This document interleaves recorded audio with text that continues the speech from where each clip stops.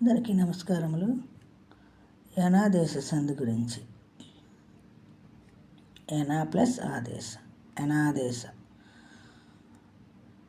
యన అంటే ఎన్నులు అంటే వీటిని అంటారు. చూడండి, య వ ర ల వీటిని సంస్కృతంలో వీటిని ఎన్నులు అంటారు. ఇక్కడ ఈ ఊ అరు అలు వీటిని ఇక్కులు అంటారు.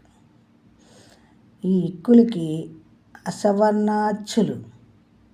చూడండి, ఈకి ఈ లేదు, ఊకి ఊ లేదు, అరుకి అరు లేదు, అలుకి అలు లేదు.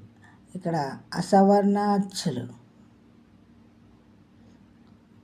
వచ్చితే దాన్ని యనాదేశ సంధి అంటారు. సూత్రం చూడండి, ఈ ఊ రు అలు లకు అసవర్ణాచ్చులు పరమైనప్పుడు వరుసగా ఏ వ ర లు వస్తాయి.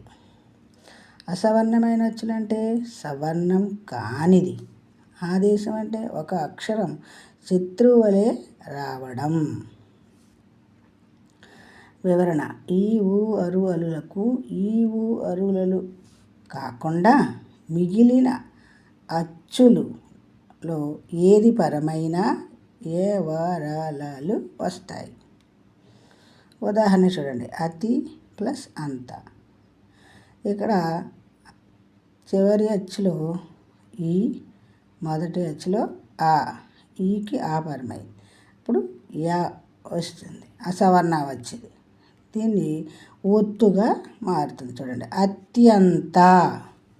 ప్రతి ప్లస్ అక్షంలో కూడా ఈకి ఆ పరమైనప్పుడు యా వచ్చింది.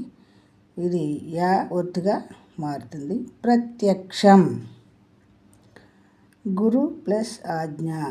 ఇక్కడ కూడా అంతే, ఊకి ఆ పరమైంది, వా వచ్చింది. మనం ఒత్తుగా మార్కుని గురు ఆజ్ఞ. అలాగే సు ప్లస్ ఆగతం. ఊకి ఆ పరమైంది, వా వచ్చింది, వా ఒత్తుగా ఉపయోగించి స్వాగతం, స్వాగతము అని వస్తుంది. నెక్స్ట్, పితృ ప్లస్ ఆనతి. అరుకి ఆ పరమైంది, రా వచ్చింది, అసవర్ణాచ్చు రా వచ్చింది. ఇది ఒత్తుగా మారి పిత్రానతి. అలాగే పితృ ప్లస్ ఆజ్ఞ. అరుకి ఆ, ఇది రా, ఇది ఒత్తుగా మారింది, పిత్రాజ్ఞ. అలాగే అలుకి ఎక్కువగా ఉండవు కాబట్టి అలు ప్లస్ అపి క్లపి అవుతుంది. అలుకి ఆ పరమైతే లా వస్తుంది అన్నమాట.